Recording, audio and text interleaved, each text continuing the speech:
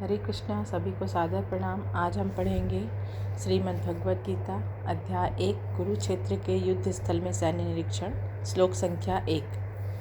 धृतराष्ट्र उवाच धर्मक्षेत्रे कुरुक्षेत्रे समवेतायुयुत्सवः मामका पांडवश्चैव किम कुर्वत् संजय। अनुवाद। धृतराष्ट्र ने कहा, हे संजय, धर्मभूमि कुरुक्षेत्र में युद्ध की इच्छा से एकत्र हुए मेरे तथा पांडु के पुत्रों ने क्या किया। शर्मा प्रभु जी ने बहुत अच्छे से इस श्लोक के बारे में हमें एक्सप्लेन किया था। तो आज हम लोग इसको शार्ट में इसको पढ़ के हम लोग फिर सेकंड श्लोक हम लोग स्टार्ट करेंगे। तो जैसे प्रभु जी ने भी बताया था इस श्लोक के बारे में, तो इसमें जो क्या कहा जा रहा है, सबसे पहला श्लोक है भगवत गीता का और किसके द्वारा शुरू हो रहा है, तो धृतराष्ट्र उवाच, है ना। धृतराष्ट्र प्रश्न कर रहे हैं।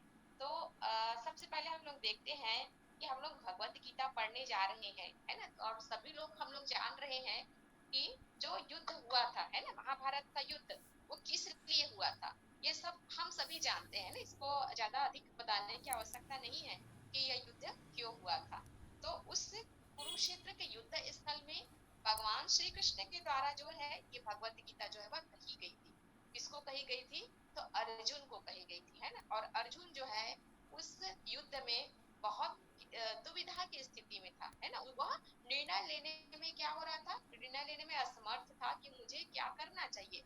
वह मोहग्रस्त था, अपने परिवार को लेकर के मोहग्रस्त था, क्योंकि उसको युद्ध में लड़ाई किससे करनी थी, अपने ही परिवार वालों से उसको लड़ाई करनी थी। तो हम सबके मन में भी ये प्रश्न आ सकता है ना, कि किस प्रकार हम अपने बड़े बुजुर्गों से कैसे लड़ेंगे, अपने ही परिवार के जन से, है ना।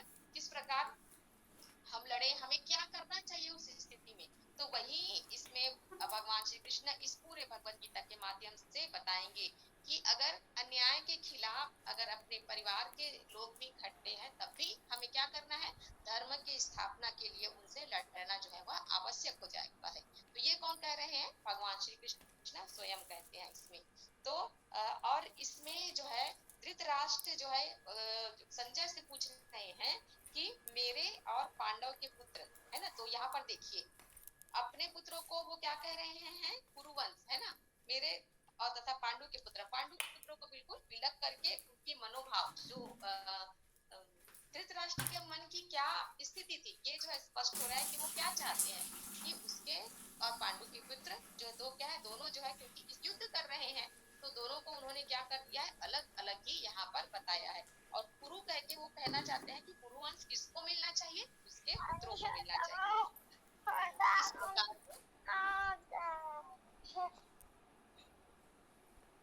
इस प्रकार जो है वो कहना चाहते हैं यहाँ पर। तो इसको हम लोग बहुत शार्ट में इस श्लोक के बारे में थोड़ा सा जानेंगे हम लोग कि जो जो भगवत गीता है ये क्या बताया जा रहा है कि बहुपठित आस्तिक विज्ञान है, जिसमें भगवान के बारे में ज्ञान दिया गया, भक्ति हमें सिखाई जाएगी इस भगवत गीता के माध्यम से। और तो कैसे पढ़ना है हमें, ये इस फर्स्ट पैराग्राफ में बताया जा रहा है कि किस प्रकार पढ़ना है हमें इस भगवत गीता को, स्वार्थ प्रेरित व्याख्याओं के बिना, बिना किसी स्वार्थ के साथ हमें जो भगवान ने कहा है केवल उसी को समझना है और वैसा ही करना है। उसमें किसी भी तरह की अपनी इच्छा या अपने मन की बात जो है हमें उसमें शामिल नहीं करना है। बिना किसी स्वार्थ के हमें इस भगवत गीता को समझने का प्रयास करना है। और इससे हमें क्या लाभ मिल सकता है, इसके विषय में भी हमें नहीं सोचना है, कुछ भी नहीं सोचना है, केवल हमें क्या करना है, भगवान के उपदेशों को ग्रहण करना है। इस प्रकार से अर्जुन ने जिस प्रकार भगवान से ये गीता सुनी और उसके उपदेश को ग्रहण करना, ठीक उसी प्रकार हमें भी इस भगवत गीता को पढ़ने के लिए वैसा ही भावना हमारे मन में होना चाहिए जैसे कि अर्जुन की भावना थी, है ना। तो प्रारंभ में तो दुविधा थी उसके मन में, लेकिन बाद में जब उन्होंने भगवान को स्वीकार कर लिया गुरु के रूप में, तो बिल्कुल वो क्या हो गया, फिर केवल और केवल कृष्णा के लिए समर्पित थे, किसी भी प्रकार की स्वार्थ की भावना उनके मन में नहीं थी। और वे उन्होंने जो भगवान ने कहा उसी तरह से कार्य किया था। तो जो भगवान कृष्णा को समर्पित होकर भगवान के निर्देशों का पालन करते उसकी ही विजय होती है, ये इस भगवत गीता के माध्यम से हमें बताया जाएगा।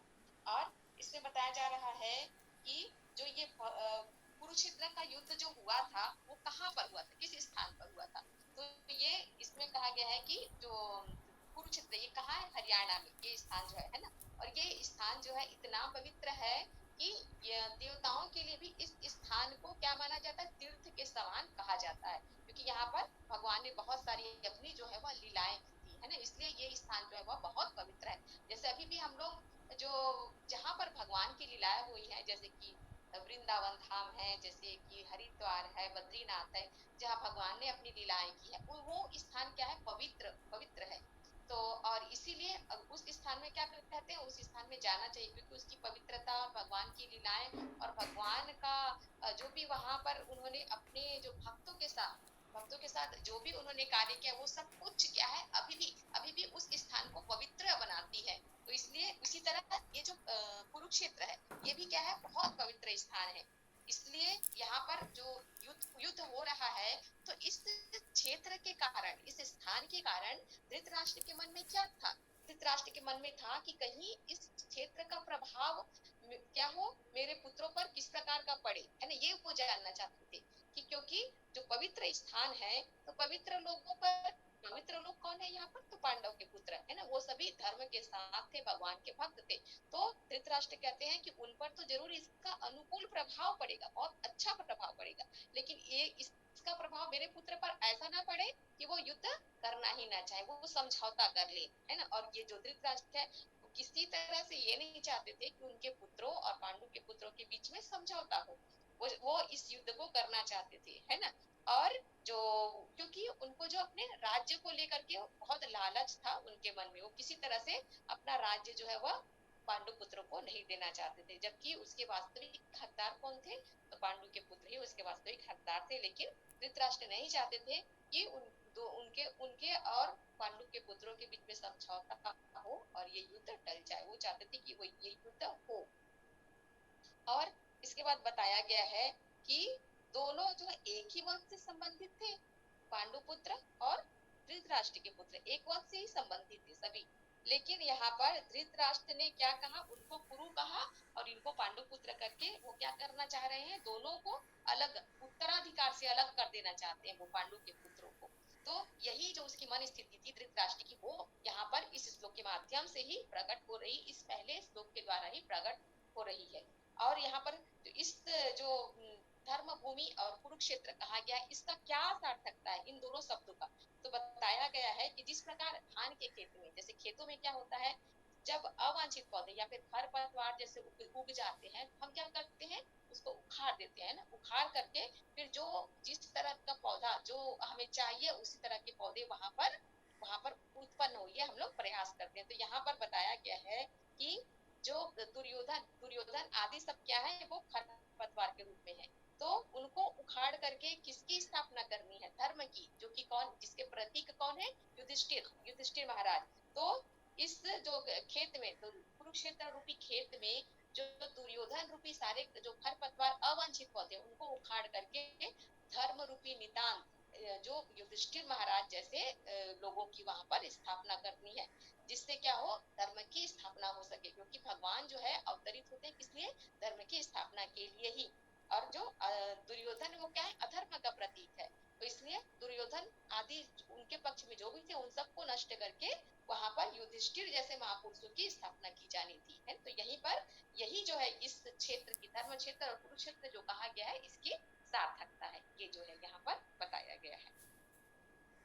हरे कृष्णा।